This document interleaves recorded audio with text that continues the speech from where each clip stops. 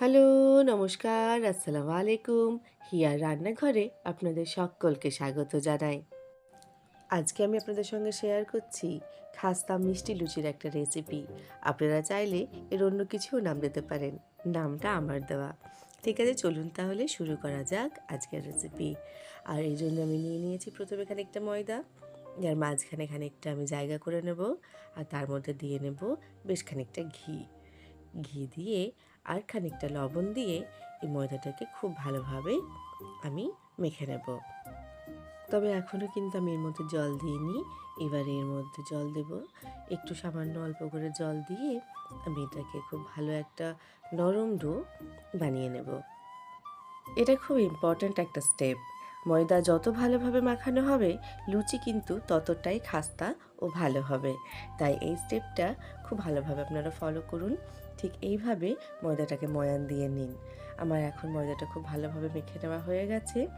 একটু নরম করে মেখে নিতে হবে। আমি এটাকে ডো বানিয়ে একটু সাদা তেল বা ঘি লাগিয়ে খুব ভালোভাবে এটাকে চারিদিকে মাখিয়ে নিয়ে চাপা দিয়ে 15 থেকে 20 মিনিটের জন্য রেখে দেবো।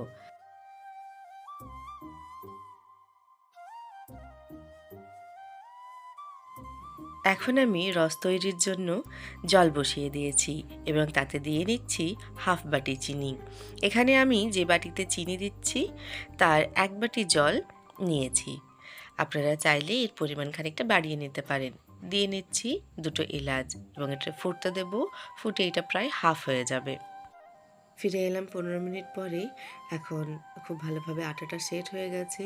আমি রুটি তৈরির মতো করে লেচি কেটে এখানে রুটি বানিয়ে নেব। যতগুলো হয় এখানে একে একে বানিয়ে নিতে হবে রুটিগুলোকে। আমার রুটিগুলো বেলতে একটু অসুবিধা হচ্ছিল। প্রথমে আমি এভাবেই বেলার চেষ্টা করছিলাম, কিন্তু তাতে আমার পিড়েটা সরে সরে চলে যাচ্ছিল।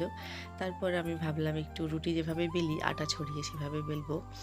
তো আটা দেওয়ার পর কিন্তু অনেকটাই সুবিধা হচ্ছিল জানেন, যে কারণে আমি পরেরগুলো সবকটাই ওই আটা অল্প করে দিয়ে তারপরে বেলে নিয়েছি। আপনাদের যেটা সুবিধা হবে আপনারা সেভাবেই এটা করে নেবেন। এভাবেই সব রুটিগুলো আমার মোটামুটি বেলে নেওয়া হয়ে গেছে।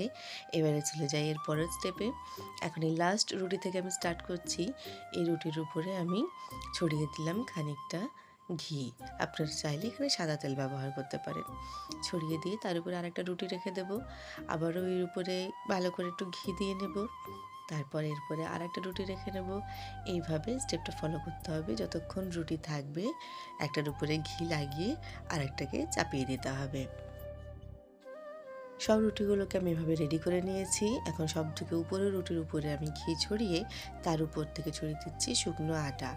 আপনারা চাইলে আগেও যখন ঘি ছড়িয়েছেন অন্যান্য রুটিগুলোর ক্ষেত্রেও স্টেপটা ফলো করতে পারেন, তবে উপরেরটাতে মাস্ট। এবারে খুব ভালোভাবে একটা টাইট রোল কিন্তু করে নিতে হবে। রোলটা কিন্তু চেষ্টা করতে হবে যতটা সম্ভব একটু টাইট করে নেওয়ার, যাতে ভাঁজগুলো খুব স্পষ্ট আসে লুচির মধ্যে। এবারে আমি কেটে নিচ্ছি ছোট ছোট পিসে। আপনারা চাইলে কিন্তু এটাকে না বেলে ছোট ছোট কচুরির মতো করে কিন্তু ভাজতে পারেন। সেই ক্ষেত্রে ভাজাটা আরেকটু সাবধানে করতে হবে। একদম লো ফ্লেমে এটাকে গোল্ডেন হওয়া পর্যন্ত ভেজে নিতে হবে, ঠিক এরকম সাইজের। দেখুন ভাঁজগুলো কত সুন্দর আসছে। আয়াজ বারে বারে হাত বাড়াচ্ছে, ও একটা করে দেখাবে আপনাদের আর কি যে ও করতে পারে, তাই ও করতে চেষ্টা করছে দেখে দেখে। এটা আমার খুব ভালোই লাগে, আমি খুব এনজয় করি যখন আয়াজ বা হিয়া হেল্প করতে চাই। আয়াজ তো ভীষণই আগ্রহী এটাতে যে ও হেল্প করবে। যে কোনো সময় যখনই রান্না বা কিছু হয় তখনই ওর সবসময় মনে হয় যে ও একটু ওর মাকে হেল্প করবে আর কি। এই যে ও বানিয়েছে তাই এখন দেখাচ্ছে। তো যাই হোক, এভাবে আপনারা করে নিতে পারেন, সেটাও কিন্তু ভালো লাগে, তবে ভাজাটা একটু সাবধানে করতে হবে। এখন আমি একে একে একটু এগুলোকে বেলে নেব। খুব বড় নয়, জাস্ট একটু বেলে নিতে হবে। খুব বড় করতে গেলে কিন্তু এটা ভীষণই পাতলা হয়ে যাবে, তখন কিন্তু আর এটা খেতে খুব একটা ভালো লাগবে না।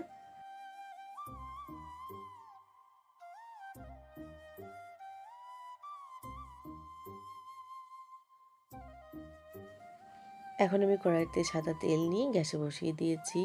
এই তেলটা আমি আগের দিনও ইউজ করেছি, কারণ এই ভিডিওটা আমি আগের দিন শুরু করেছিলাম, কিন্তু কারেন্ট চলে গেছিলো, অন্ধকার হয়ে গেছিলো, যে কারণে আমি আর করতে পারিনি ভিডিওটা।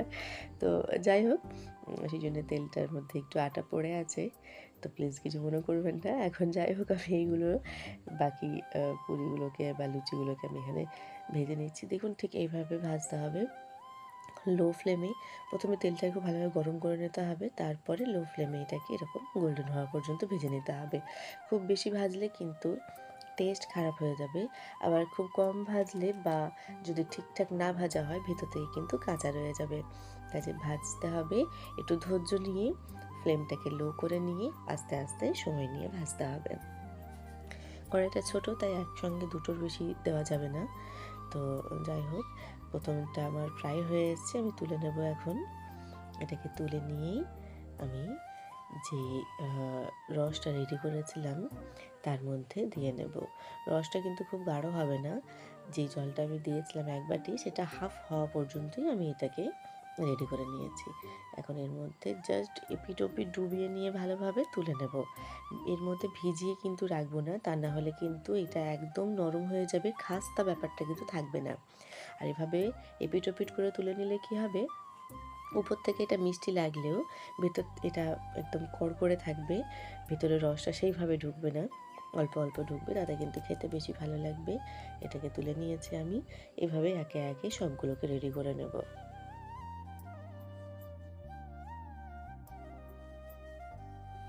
এটার টেস্ট যাতে আরেকটু বেড়ে যায় তার জন্য এর মধ্যে আমি কোরানো নারকেল দিয়ে নিচ্ছি। অ্যাকচুয়ালি এটা কোরানো নয়, আমার কাছে কোরানোর মেশিন নেই, আমি এটাকে মিক্সিতে একটু গুঁড়ো করে নিয়েছি। এটা খুব ভালোভাবে রসের সঙ্গে মিশিয়ে নেব। এবারে পুরিগুলো ছেঁকে আমি এর মধ্যে তুলে এপিঠ ওপিঠ মাখিয়ে নিয়ে তুলে নেব। এটাতে কিন্তু টেস্ট ভালো হয়। আপনারা চাইলে অবশ্যই এটাকে শেষে উপর থেকে ছড়িয়ে দিতে পারেন, তাতেও কোনো অসুবিধা নেই, সেটাও খেতে যথেষ্টই ভালো লাগে। আপনারা চাইলে এখানে নারকেলটা স্কিপও করতে পারেন, এমন নয় বাজার থেকে এটা এনে তারপরে দিতে হবে বা দিতেই হবে তবেই ভালো লাগবে, তেমন কিন্তু নয়। নারকেল খেতে আমরা অনেকেই খুব ভালোবাসি, আমি নিজেও খুব ভালোবাসি।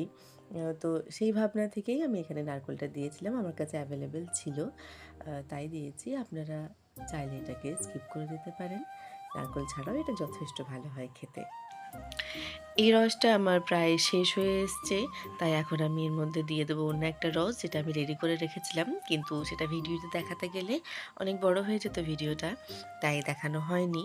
তো যাই হোক, সেটা কিচ্ছু এমন বড় ব্যাপার নয়। চিনিটাকে প্রথমে ক্যারামেলাইজ করে নেবেন, তারপরে তার মধ্যে জল দিয়ে নেবেন আর এলাচ দিয়ে নেবেন। স্টেপ একই, শুধুমাত্র চিনিটাকে আগে একটু ক্যারামেলাইজ করে নিতে হবে। এর আগেও আমি অনেক ভিডিওতে দেখিয়েছি চিনিটা ক্যারামেলাইজ কীভাবে হয়, কাজে অসুবিধা নেই, একটু কাইন্ডলি ওটা দেখে নেবেন।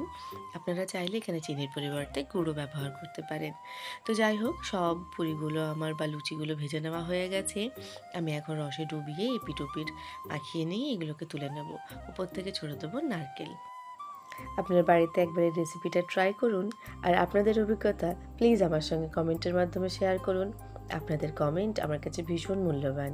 আর যদি ভালো লেগে থাকে একটা লাইক করে দিন, ফ্রেন্ডস, ফ্যামিলি সকলের সঙ্গে শেয়ার করুন, আর আমার চ্যানেলটিকে সাবস্ক্রাইব করে প্লিজ আমার পাশে থাকুন। থ্যাংক ইউ সো মাচ এতক্ষণ আমার সঙ্গ দেওয়ার জন্য, আমার ভিডিওটি শেষ পর্যন্ত দেখার জন্য। Thank you.